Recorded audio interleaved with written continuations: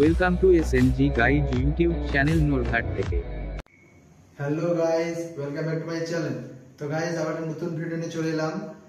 তো গাইস আজ একদম নতুন ভিডিও নিয়ে চলে এসেছি। তো আজ নিয়ে এসেছি বি ক্যাবিনেটের new setup Das music, Das sound. তো নিউ দাস সাউন্ড হলদিয়া থেকে।